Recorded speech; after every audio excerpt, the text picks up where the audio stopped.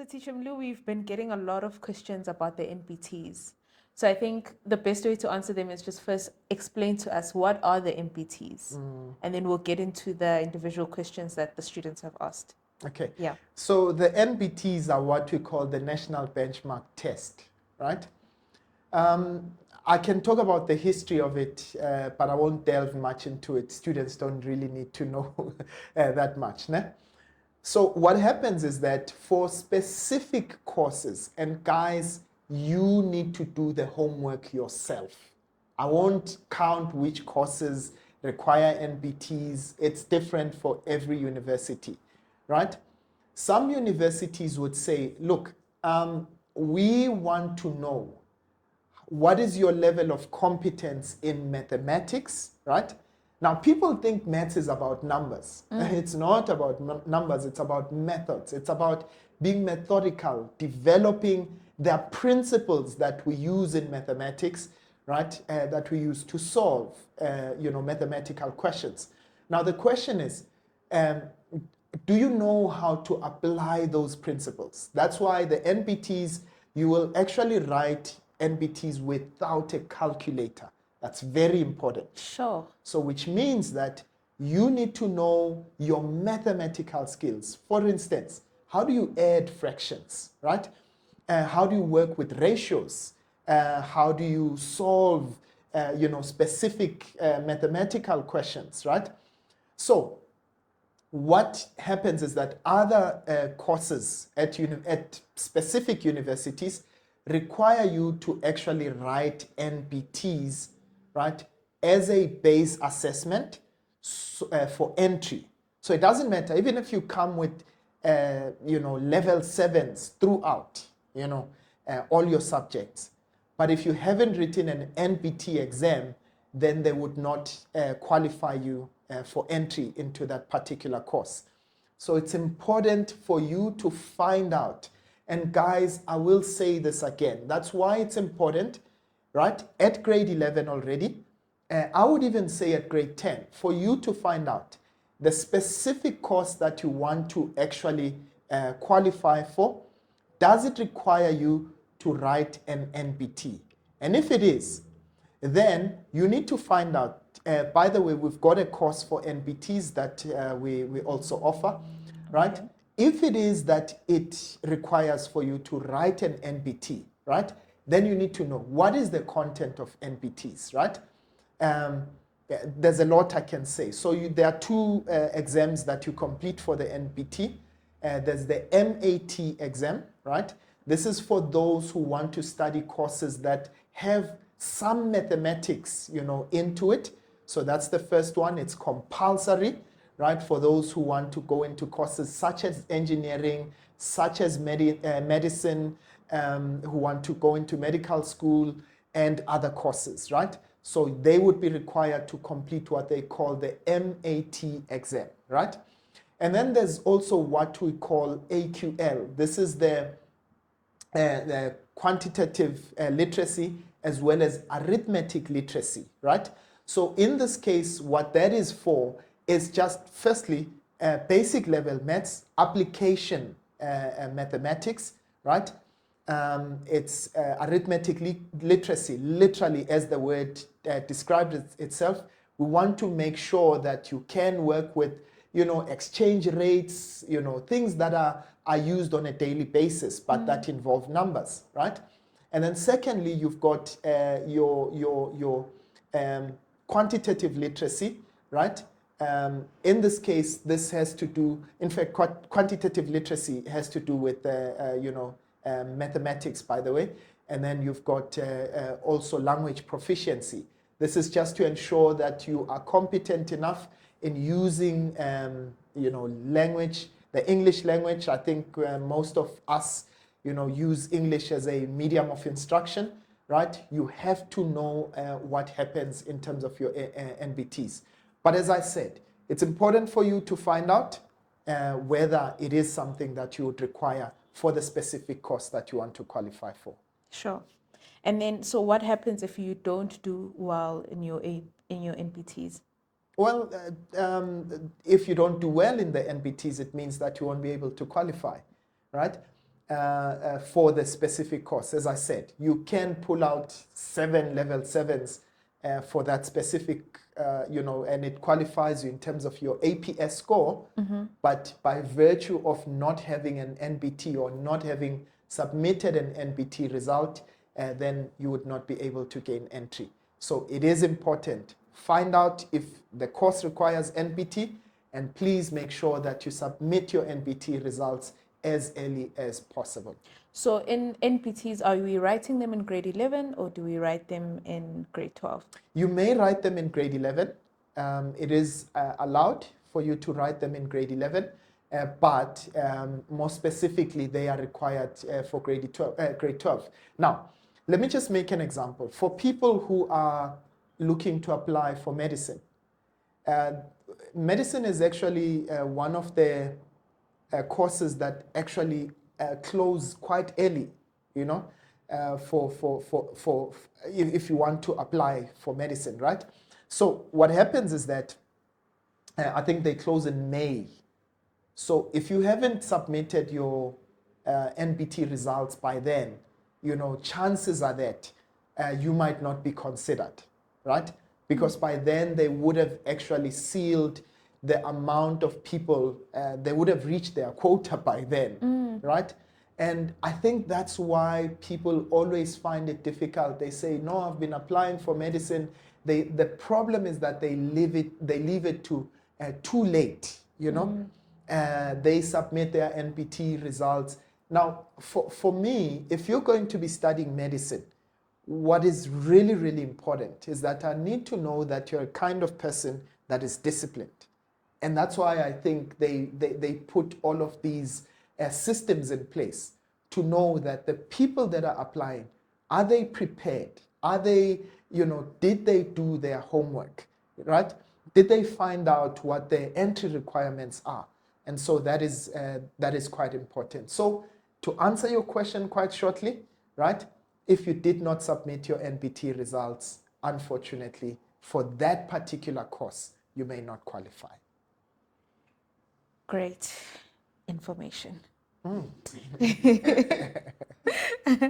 There's somebody who asked, do you still write your NBT test if you are an upgrading student? Absolutely. I want to address, and I really want to ensure that I speak to those of you that are upgrading. And I am addressing this because it is part, it was part of my journey. People treat upgrading as though it's some kind of a disease. You are, the odd one out. There absolutely is nothing like that. If you are upgrading, you're going to treat yourself in the same manner as a person that is doing matric on a full-time basis, right? What do I mean by that? I mean, if you are upgrading, right? The only difference with someone that is upgrading is that they are just doing an extra year, but the same qualification requirements that apply to a full-time matriculant is still required of a person that is upgrading. So every single thing that applies to a person that is in matric full-time applies to a person that is upgrading. So I hope that sums up, in terms of those that are upgrading. Yeah. It doesn't matter what course that you want to do. Firstly, you need to find out, right, if the course you want to do requires an NBT, right? And if that is the case, please do so. I would advise that as soon as applications for NBTs are available or are opened, you are the first one in line, to apply so that you can apply for the university of your choice as early as possible. Just to close it off with NBTs, please tell us more about the courses that you offer for NBTs, okay, and when those will be available. Okay, so for NBTs, we offer both MAT, right, and AQL. It is an online course, right? It is available on our website. We will also update you in terms of the structure of it. And we are actually looking at our pricing model as well, so that we make this as accessible as possible. Guys, I think if there's one commitment that we've made, whether be it as a center, or as a channel, is that we do want to make education as accessible as possible. And that means that to all of you out there that are really trying to gain access to information, we're going to make sure that we offer as much information as possible, but we're going to also make sure that we give as much access as possible. So we do have MAT, we do have AQL as well. We will actually have all of that information available on our website. Okay, so to close it off with the NBTs, please let us know the courses that you offer. Okay, so for the courses that we offer for NBT are both MAT as well as AQL, right? We've made sure that in terms of how we structure them, we take you through. It's a couple of videos that you go through. It is an online course that we offer. We've ensured as well that in terms of our pricing model, we make this as accessible as possible. Really, guys, we are trying as best as possible as a channel, whether be it at our center or even here online, that we are able to give you offerings that are tailor-made, but also that will be able to be accessible to you as much as possible. So if you need assistance, you can hop onto our website, but we will also be updating and giving you more information in relation to NBTs. Okay, so Teacher Blue, on a more lighter note, Yep. we have some interesting questions from your students, and some have pseudonames. So, Rotten Tomato, Ati. What a name. What a name. Malume, my school said universities don't look at term 1 matric for provincial acceptance. My grade 11 marks are bad. Does it mean I'm not going to make it into university? Absolutely not. So firstly, let's start here, right? So what actually counts the most? And of course, I'm saying there's an exception to this rule, right? I'm not going to put a blanket approach to this. What actually matters most are your final matric results, okay? But of course, as I did say, some institutions and some courses may actually require mostly your grade 11, but for most courses, for most institutions, your grade 12 rather results are the ones that are the most important, all right? And by the way, if you've applied to a university, those results are actually taken directly, immediately when they are published, right? The university will have access to those results. Okay, so in fact, I don't think anyone who's perhaps struggling in the first term, all right, or even struggling in grade 11 should lose hope. There's absolutely no need for that. Now, if you're finding yourself, okay, here am I, I'm not really doing well in my grade 11, it just means, as I said, guys, it is feedback. It's feedback. How is it feedback? It's actually telling me I need to make adjustments, right? What are the adjustments that I need to make, right? So Rotten Tomato, whoever you are, right? I want you to know, if you didn't do well for your grade 11, there's no need to lose hope, okay? Right, during these holidays, you are going to put yourself into a strict program, right? By the way, we are in the future going to offer that bridging program for those that are going into grade 12, right? So you need to put yourself through a strict program where during the course of the holidays, you are now beginning to work on, firstly, your grade 11 content. Guys, don't think that grade 11 has ended. Remember that matric is mostly grade 11 content, right? So you're going to go through your grade 11 content so that you perfect it. All that is going to happen in matric is that we are now going to be adding some more now, right? Onto what you've learned in grade 11. And that's what the CAPS curriculum looks like. It goes from broad to specific, right? So you would have, gone through a particular specific topic on a broad perspective, but now you are going to zero in and become more specific, right? So we are just adding on to what we've learned. So I would say, make sure that you master your grade 11 content, right, during these holidays, right? And then you now begin to introduce just the elements. Guys, it will help you to be way ahead of where your teacher is in class, right? So that's what the holidays are for, to help you to get ahead. Know what's happening in the first term, right? You are already dealing with the first term content, and then also, if you can, right, mastering that second term. Because essentially, by the time we get to third term, there's almost no time. You've got a few weeks, and then it's prelims, right? So I think to you, Rotten Tomato, okay, I hope that's not your real name. To you, I really want you not to lose hope, first of all. Use the content in this channel, right? But we do have some additional offerings as well, if it is that you'd need more specific type of assistance. Definitely, there's hope for you. Oh, thank you for that, Teacher Mlu. There's a question from, I'm going to say Mbo, because I can't pronounce the full name. I don't want to butcher it. There's a musician who said he's Oscar. He's Oscar Mbo. MBO. He says, or she says, Hey, I'm with it, grade. guys. I know these things. I'm seeing an improvement. I'm in grade 11 and I feel like I didn't perform well this year because I was not serious until term 4. I was thinking, is it a good idea to repeat grade 11 even though I've passed, or should I improve next year in grade 12?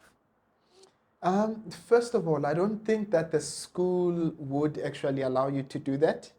If it is that you've passed, that's a very good question. I would say, Mina, firstly, I love the fact, Yoguti, you've now identified where the problem is, right? You've identified that you were not serious, which means that you did not discipline yourself enough. You didn't live up to your potential. So for me, half the problem is done, right? If you've identified where the problem is, now we can work on the solution, right? We can now begin to say, all right, how then do we make sure that we live up to our full potential? How do I ensure that I put systems in structure, in place, right? I'd say for me, the biggest thing is accountability, right? Write your goal, write it down. Put yourself accountable, tell someone about what you want to achieve, because that already adds a much needed type of pressure to you, right? If you say to me, I remember when I was upgrading, I told my friends that I was going to get an A in maths. And I remember one friend said, yeah, it's good to aim high so that if you fall, I don't buy into that. For me, what that did is that it put me in a system where I was accountable to someone, right? Already, I said to myself, this is what my goal is. And all I needed to do is support what my goal is with the discipline that is required for me to be able to obtain that goal. So for you, Mbo, right, please make yourself first. I like the fact that you've identified where the problem is, right? Now let's start working on the discipline, right? Let's start working on that discipline factor. I like the discomfort that you are not happy with the results, right? So that simply means that you know that you're not living up to your potential. So let's go for it. Let's go for it, right? Make sure that you put systems in place, write your vision down, make it very plain. I want to obtain this, that, and that, and you start putting processes and systems in place that are going to support where you want to go in life. Nice. So Udumi-san has asked, I applied with the marks which I don't meet. Let me repeat that. I applied with the marks which I don't meet the requirements since I'm rewriting this year. Suppose the results come out positive and exceed the required admission point score, maybe with 6 points. Would I still be considered? In short, the course I applied wants 35 APS, but I had 30. Let's say I get 45 after upgrading. Would they still consider taking me? Okay. All right. So, by the way, I think that's a good question. Now, remember that the APS score, right, is essentially a minimum requirement. So what are we saying? Anyone who gets, if we say that our APS requirement for that particular course is 35, it means anyone who gets 35 and above will be considered, right?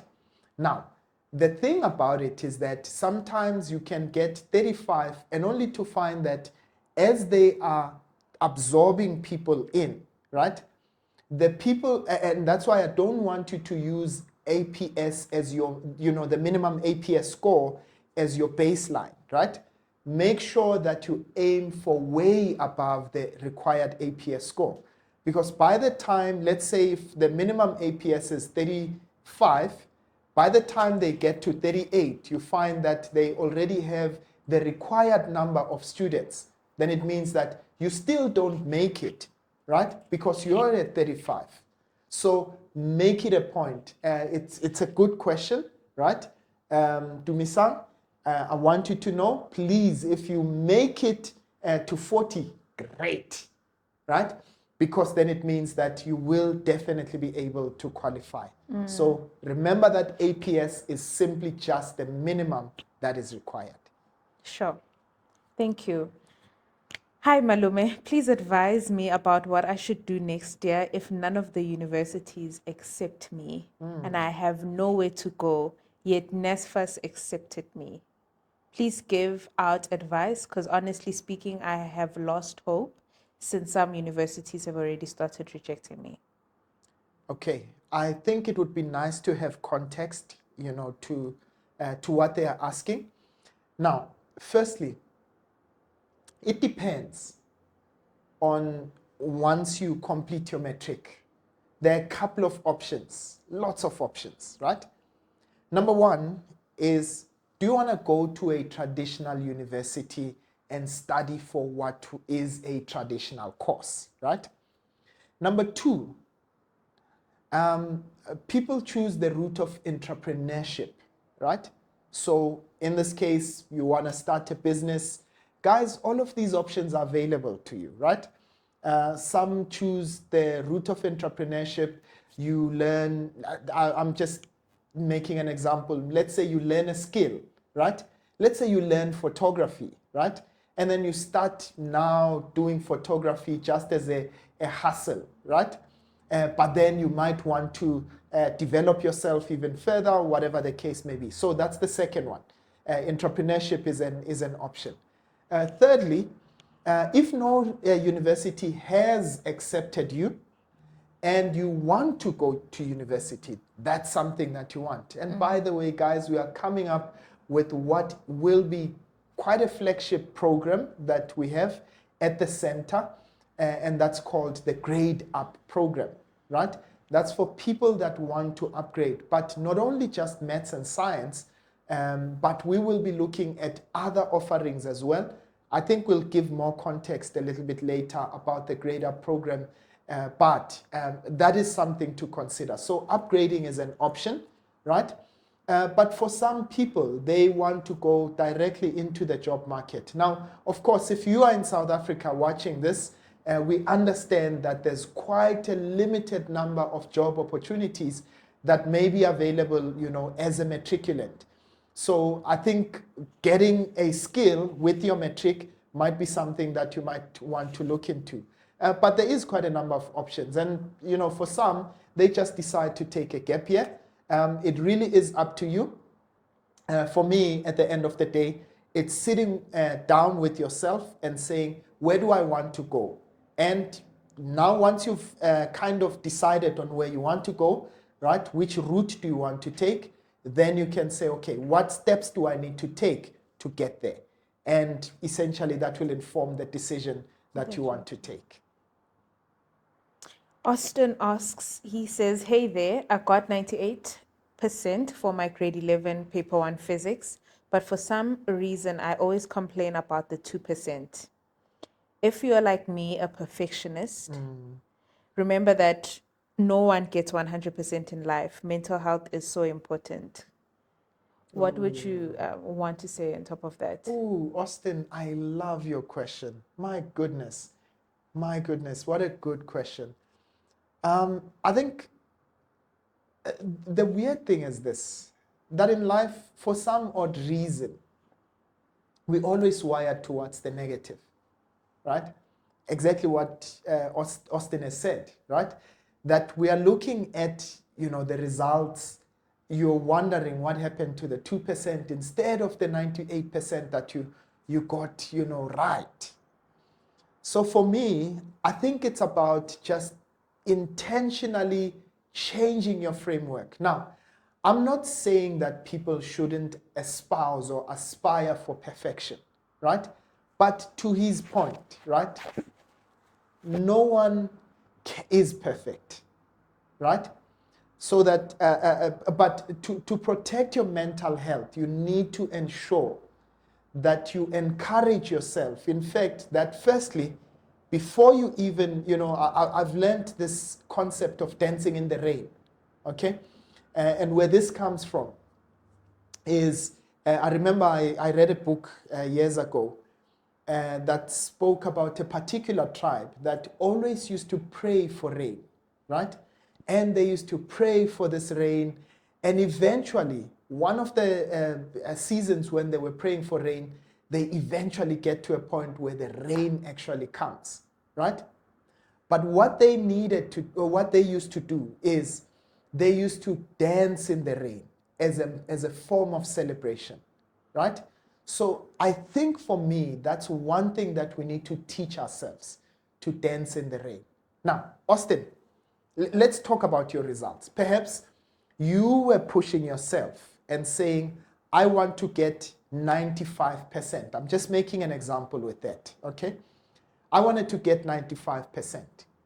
And instead of 95%, you get 98%. Pause.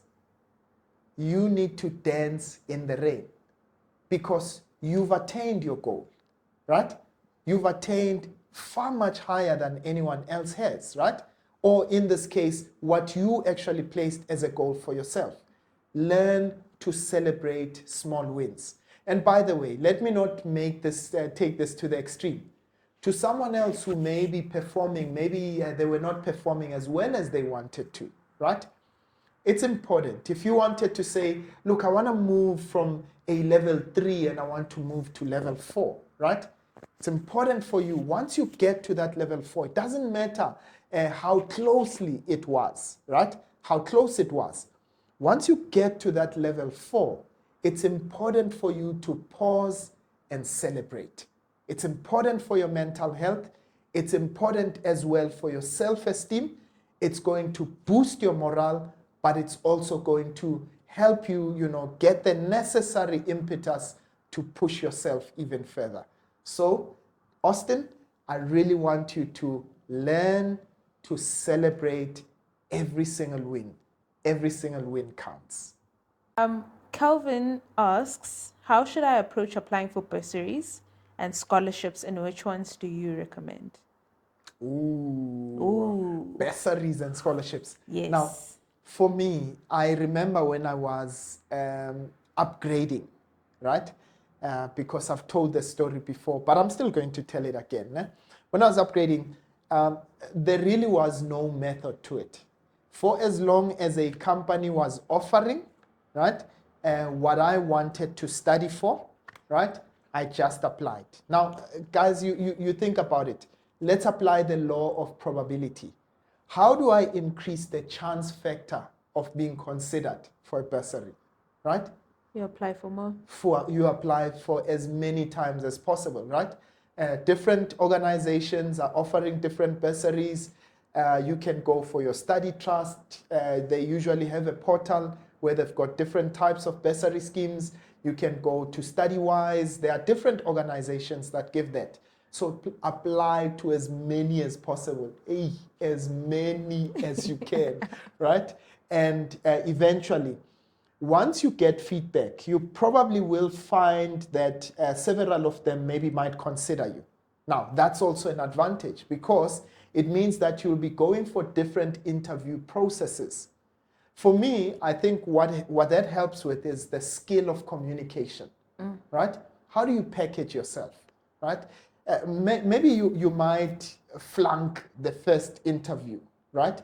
You might not present yourself as well as you did, but you can actually get that, use that as feedback, right? Essentially, guys, you know, for me, I think it's always important to learn how to package yourself. I think every single time you look at the story of success, on the backdrop of that story is some level of failure. And if you don't learn to fail, right? If you don't learn how to accept rejection, right? You might find that it may catch up with you a little bit later in life, you know, and where it is most critical. So if you apply and get that rejection letter, right, that's still okay. It teaches you to learn, or rather, it teaches you to accept failure, right? To accept that you were rejected for this one, and it teaches you to be resilient, right? So for me, I think it's important, just apply, apply, apply. I'll say that again, guys. Just apply as many times as possible and use that as just a stepping stone to developing the right skills that you need. That's my response to that. That's your response. Yeah. Just to close it off, what is the final advice? Grade 11s going into matric. What's your final advice? My final advice, guys, Malume loves you enough to curate content for you, to put together this content in a manner that is palatable, in a manner that you can actually follow. Just use the resources that are available to you. That's number one, right? This is not the only resource that's available to you. Secondly, I want you to be very, very frugal with your time. Hey, Nizoti, Malume is throwing us with these terms. Frugality just simply means maximizing the resources that you've got, right? So be very, very intentional about your time, okay?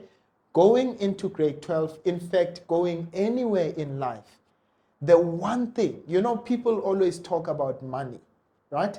But in business, they say time is money, right? So for me, your most valuable asset in life is your time. How you utilize that time will determine where you end up in life. So it is important that you use your time very wisely, right? You are still very young. The disciplines that you develop now will be able to carry you throughout your life. So make sure that you have time to study, but guys, also just be a normal human being, you know, just, you know, do the things that you love, okay? Be a kid. Yeah, be a kid. I mean, be a teenager if you're a teenager. If you love gaming, you know, have time that you set aside for gaming, right? Yeah. But in all of this, all I'm trying to say is know how to structure your time in the right way. Just know what it is that, you know, you love doing, and essentially just do that as best as you possibly can. And just the one last thing that I'd like to say. Sometimes we don't take failure in the right way that we need to, right? Learn, John Maxwell says, if you fail forward. Now, people think of failure as getting a level 1, right? Failure might be, I was aiming to get an A, but now I'm sitting with a 79%, right? That's 1% short. And you might beat yourself up, you know, for that 1%, right? But for me, learn how to to come back, right? Find the right way of coming back. Use that failure as a way to catapult yourself, for the next success, right? Fail forward. That's how you're going to do it. Because at one point or the other in life, you will meet some level of failure. Yeah. Okay. Yeah. Thank you. Yeah. Thank you so much for answering our questions. We look forward to going into grade 11. Grade 12. Grade 12, yes. Well, grade 11 for the people in for the grade grade 10. 10. Yeah. Looking forward to it. We're looking forward to the content that's going to be on your profile next year. Yeah. And yeah. Yeah, and just talking to that, hey guys, you must stay on this channel. There's some great content that's coming up. Like, I'm excited about what's going to be happening on the channel. You'll see Malum experimenting with some few things here and there, but I'm sure you will love the content. Remember, at the end of the day, we have you in mind. We've got your needs in mind. We want to make education accessible. This is our motto. And this is a commitment that we want to live by. Want to make sure. And by the way, guys, we accept your feedback as well. Please tell us what you need. We will also try to tailor make it so that we can assist you on your academic journey as much as possible.